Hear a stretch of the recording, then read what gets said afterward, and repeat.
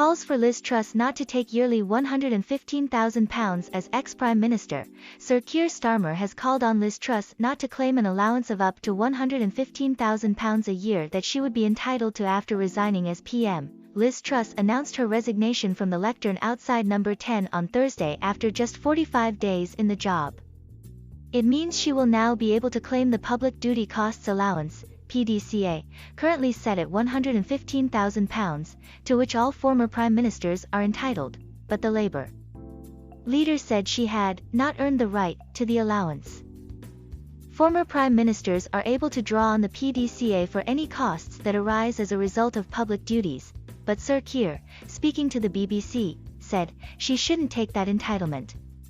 After 44 days she has not earned the right to that entitlement, she should turn it down. Liberal Democrat leader Ed Davey has also said she should not claim the money. He likened the expenses allowance to a full state pension, telling LBC Radio it was many times what workers could expect in retirement. Their remarks follow similar calls from unions and campaigners for the Prime Minister to turn it down.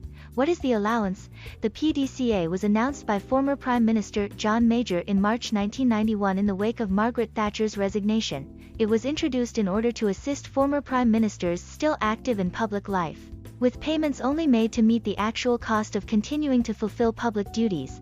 The costs are a reimbursement of incurred expenses for office costs and secretarial costs arising from their special position in public life, for example office costs, salaries for staff who help them with their work in public life, or travel to events where they are appearing as an ex-PM.